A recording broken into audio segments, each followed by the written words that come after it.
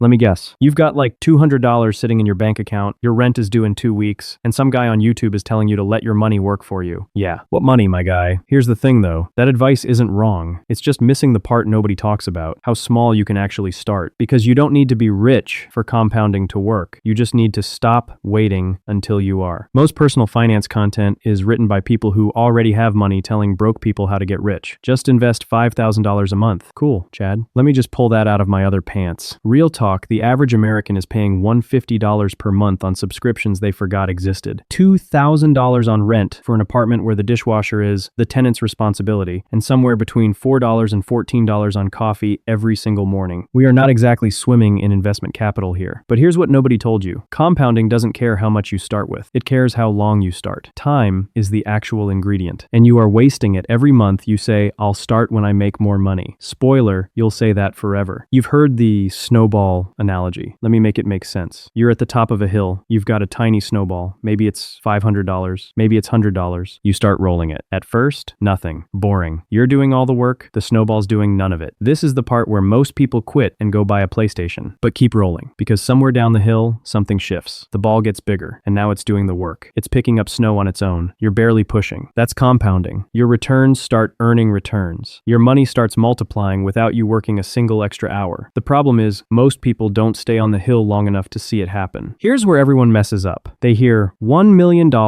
and immediately check out. That number sounds like a different species of human achieves it, not them. So forget $1 million. The real milestone, the one that actually flips the switch, is $100,000. Here's the math, and I promise I'll keep it painless. $1,000 invested at 8% return equals $80 per year. You won't even feel it. $10,000 invested at 8% equals $800 per year. Okay, nice. $50,000 invested at 8% equals $4,000 per year. Now we're talking $100,000. Invested at 8% equals $8,000 per year without you doing anything. That's $8,000 just existing in your account. And here's the kicker. That $8,000 then also earns 8%, and so on, and so on. Until you're watching your account grow while you're doing literally nothing, and you finally understand why rich people seem so calm all the time. $100,000 is the tipping point. Hit that, and the snowball starts rolling itself. Here's the part people want to skip, but absolutely shouldn't. Investing $1,000 per month at 7%, you hit $100K in about 7 years. Investing $500 per month at 7%, about 11 years. Investing $200 per month at 7%, closer to 20 years, but still better than never. Most people aren't going to invest $1,000 a month right now. That's fine. The goal isn't to be perfect. It's to be in the game. All right, no fluff. Here's what works. Move 1. Automate it like a bill you hate. Set up an automatic transfer the same day your paycheck hits. Even $100, even $50. Doesn't matter. Just make it automatic so your brain doesn't get involved. Your brain is the enemy here. It will absolutely convince you that $100 is better spent on DoorDash. Move 2. Earn a little extra, and not by working yourself into the ground. People hear extra income and picture working 3 jobs and sleeping 4 hours a night. Nope, think smaller. Got a skill? Charge for it. Design, writing, tutoring, organizing, spreadsheets, social media. There are people who will pay you $200 to $500 a month for stuff you already know how to do. That extra cash goes straight to the pile. Move 3. Plug the leaks. Be honest with yourself. You are paying for at least 2 streaming services you haven't opened in months. You've got a gym membership doing absolutely nothing except charging you $40 to feel guilty. Subscriptions, random app charges, impulse buys added up. A lot of people are bleeding $150 to $300 a month